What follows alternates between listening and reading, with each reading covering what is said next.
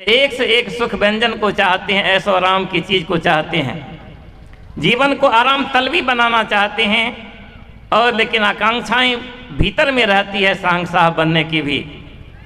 संपूर्ण भारत के बादशाह बनने के बावजूद भी विश्व की बादशाह बनने की तमन्नाएं रह जाती है। विश्व की बादशाह बना दें, उसकी इच्छा जो है चंद्रलोक पर चली जाएगी, और फिर सूर्यलोक पर हमारा यान जो जा रहा है उसके साथ भी वो गमन करना आरंभ कर देगा। उस व्यक्ति को कहिए कि साहब आपके श्रीनगर में बहुत संपत्ति है, बड़े बड़े धनवान बलवान हैं, आप धनपति कुबेर बने हुए हैं, मोछ टेढ़ करके या मोछ कटा के अभिमान में चलते हैं, बड़े धनाढ़ घर के हम लोग हैं, पद प्रतिष्ठा पाने वाले हैं। अरे कई पुष्ट जो है संपत्तियां नहीं घटेगी, बैठ करके भगवान का भजन कीजिए। वो नहीं कर पाएगा। करेगा क्या? वो नहीं कर सकता है। क्यों?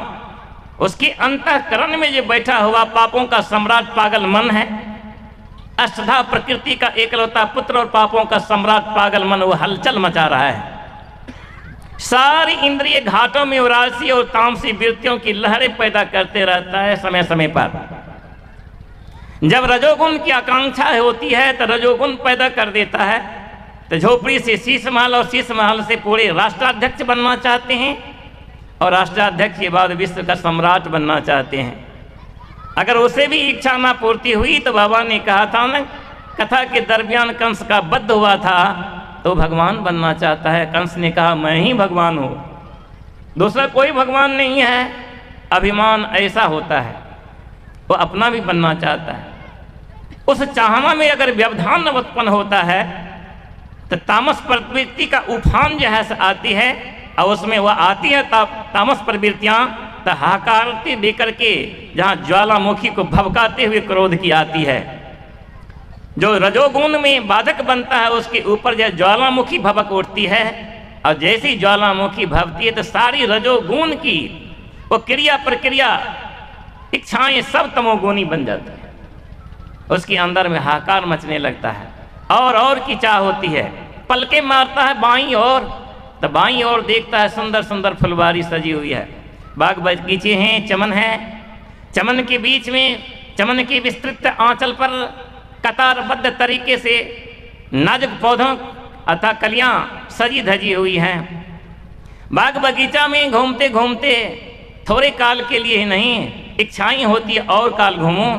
उसी समय में नाजुक कलियों की हरी भरी पत्तियों की ओर से छटकदार कलियां प्रस्फुटित होने लगती है, जिसकी रूप लावण्यता, प्रियता, छटा, सौंदर्य और विविधताओं को देख करके उसकी अंतःकरण के से जो खुशबू आती है, सुगंध आती है, बू आती है, मालूम पड़ता है हमें वह सुभाषित जैसा कर रही है।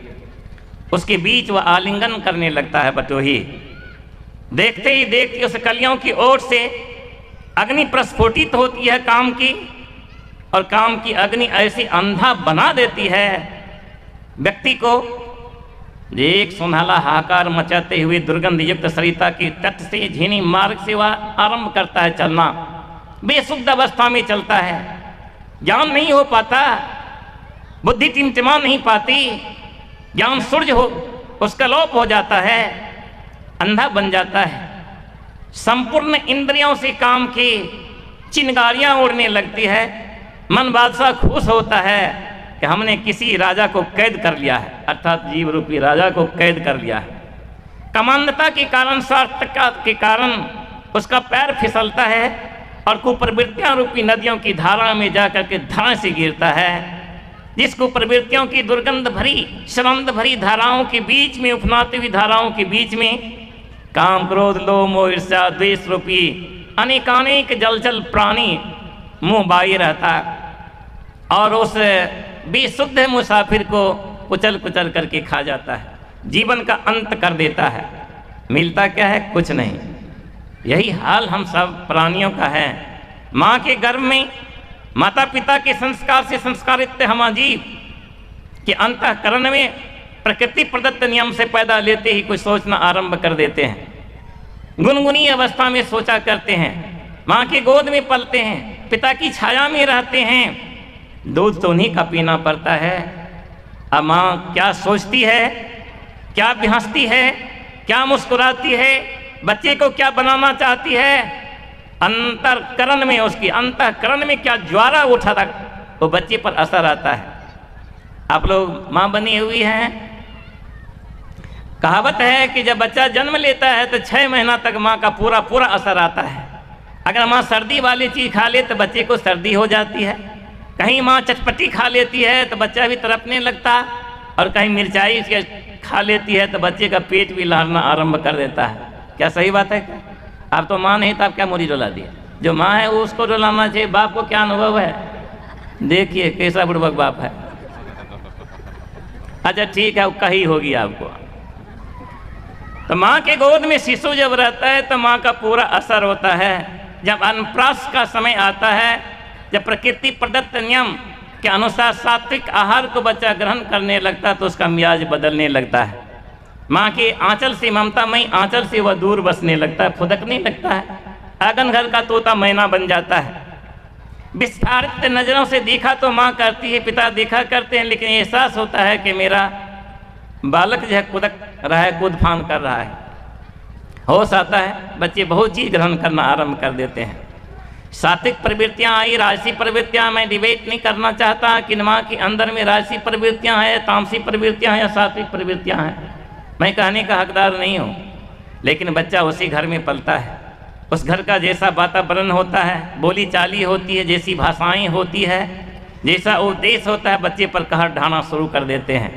वही बच्चा जब शिशु अवस्था धारण करता है, लपलपाए हुए दृष्टि से और बेहूदे मन से उसको प्राप्त करना चाहता है, लेकिन जवानी की तरनाई में जब खून उसका उफान मारने लगता है, वासनाएं मन में हिलोड़े मारने लगती है, संयमित द्वार नवो द्वार खोलने लगता है उसका, तो उसे वासना की चिंगारी प्रस्फुटित होने लगती है। तब उस समय में आवश्यकता पड़ जाती है माता पिता को या अभिभावक को सात्विक गुणों से उसको गुणित करने का।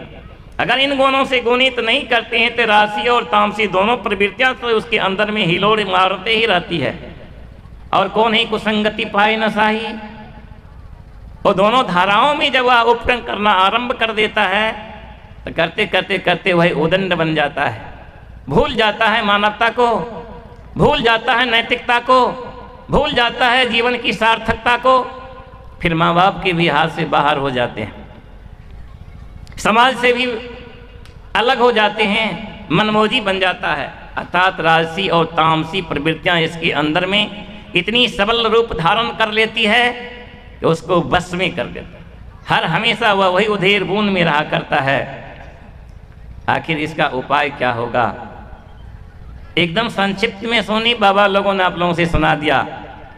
इसी राजसी और तामसी वृत्तियों की छितराई हुई वृत्तियों को जो मेरे जीवन की बात को जो है नाश कर रहा है, इस वृत्तियों की धाराओं को समेटने के लिए ज्ञान की आवश्यकता है। और ज्ञान की समझलता में योग छिपा हुआ रहता है, व्यक्ति को योगस्थ होने की भी आवश्यकता है। पाठ के क्रम में आप लोगों ने सुना ना, जो ब्रह्मा जी के मुख से 4 वेद निकला करते थे, सही बात है बाबा, 4 वेद प्रतीक है। उन ब्रह्मा जी को भी ये शांति नहीं मिली ब्रह्मलोक में, उसका मन भी पागल बन गया, वह मन भी अनैतिक कर्मों से करवा बैठा। तब मन में सोचा कि साधु महात्मा जो गृह त्यागी बन करके जो है वानप्रस्थ अवस्था में रहा करते हैं, ये अग्नि से साधना करते हैं, क्या यह सचमुच में ज्ञान की ज्योत जगा करके योग की पृष्ठभूमि पर दृढ़ व्रती बने हुए रहेंगे क्या? ब्रह्मा जी इसका निर्णय नहीं कर पाया। तो कैलाश पर्वत पर आसन जमाए हुए भगवान शंकर के पास चले गए अपने प्रश्न को रखने के लिए। यह सत्य है कि भगवान शंकर योगी थे, लेकिन भगवान शंकर भी किंकर्तव्य मुद्दे में जो है सब पड़ गए। जब ज्ञान और योग के विषय में जानने की इच्छाएं प्रकट की तो ब्रह्मा जी ने उस साथ में एक बात और कह दिया भगवान शंकर से कि ज्ञान और योग में, क्या ज्ञान के बगैर योग नहीं हो सकता है कि योग के बगैर ज्ञान नहीं हो सकता है? आप तो बतलावे ही, लेकिन एक बात और बतलावे कि माया जो है, इसी गर्सित व्यक्ति क्या मायापति का दर्जा प्राप्त कर सकते हैं? का कहने का मतलब, भगवान शंकर ने कहा कहने का मतलब, जो शिव जी बैठे हुए हैं इसलिए कहते, भगवान शंकर ने कहा तुम्हारे कहने का मतलब क्या है ब्रह्मा जी? ब्रह्मा जी ने कहा सुनता हूं कि पूर्ण ब्रह्म परमेश्वर का अवतार हुआ है, नंद का नंद लाला बना हुआ है, यशोमती लाला बना हुआ है, बाबा लोग कथा में सुनाते हैं।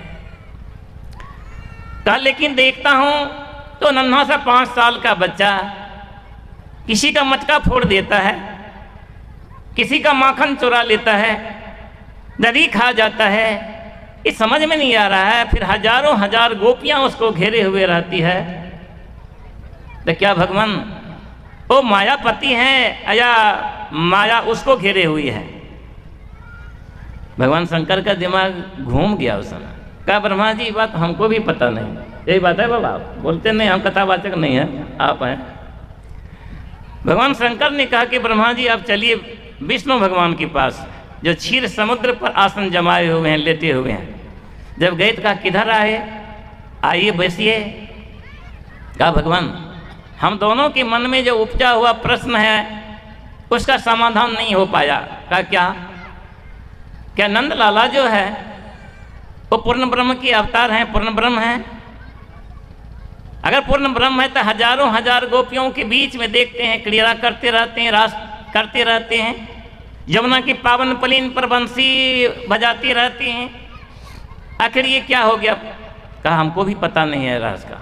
कहा धत तेरी वाला। तो चलिए और सर ऋषि मुनि सब वहाँ पर पधारे।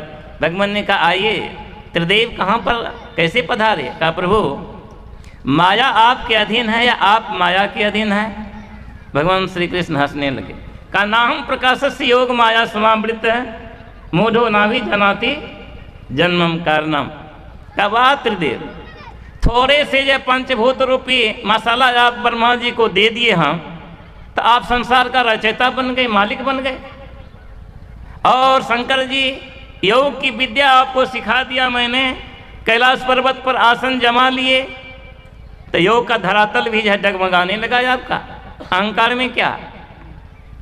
और भगवान विष्णु को कहा कि क्षीर समुद्र में जब उफान आता है तो फिर आपकी सात्विकता कहाँ चली गई कि निर्णय नहीं कर पाए? अरे बड़े बड़े जोगी जो है सब मेरे जन्म कर्म मर्म रहस्य को नहीं जान पाते, तो आप कैसे जानिएगा जरा बताइए। कहा प्रभु कैसे? कहा इसलिए जिस घड़ा में पानी तुम रखे हो वो घड़ा अगर यदि उलट जाए तो पानी तो घड़ा का पानी जो है समुद्र में चला जाता है, तो घड़ा का पानी था पाएगा समुद्र को क्या? तुम मुझे क्या कर पाओगे? अब जरा सा सोचिए कि बाबा लोग तो आप लोगों को समझा दिया सही में, और मेरे जैसा बुर्बक क्या ने कह दिया आपको। एक तरफ ज्ञान है, जानना है, ज्ञान से जानना है कि मैं कौन हूं, मैं शरीर तो नहीं हूं, मैं चमड़ी मांस नहीं हूं, अस्थि नहीं हो, मज्जा मेदा शुक्र तो नहीं हो। तो कहा नहीं, किसने बताया? वो योगेश्वर ने बतलाया है कि तुम जो कुछ भी शरीर नहीं हो, तुम शरीर ही हो, तुम आत्मा हो, तुम प्रकाश हो। और प्रकाश का कैसा वर्णन होगा सो पहले बताइए। तो जिन पंचभौतिक मसाला से निर्मित शरीर रूप भवन के बीच में इतनी तेज आत्मा को जो है परमात्मा ने भेजा है जीव के रूप में, चेतन के रूप में, फिर उसको जानकारी क्यों नहीं है? यही राशि और तामसी धाराओं में बिखेरने के कारण। का करना क्या पड़ेगा? का ये दोनों धाराओं को जो है से मिलाओ। मिलाएंगे कैसे? तो उसी की योक्ति जो है सो बतलाए हैं गुरु बाबा, जो बाबा लोग बताते हैं। गुरु जाप मानस ध्यान मानस कीजिए दृढ़ साध कर, इनका प्रथम अभ्यास कर सुरत शुद्ध करना चाहिए। यह योक्ति कहाँ से आई है? परमेश्वर श्री कृष्ण के पास में बड़े बड़े साधु महात्मा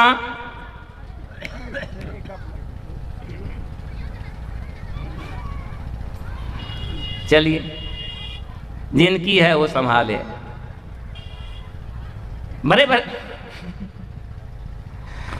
बड़े साधु महात्मा सब भगवान के दरबार में शरण में पधारते थे।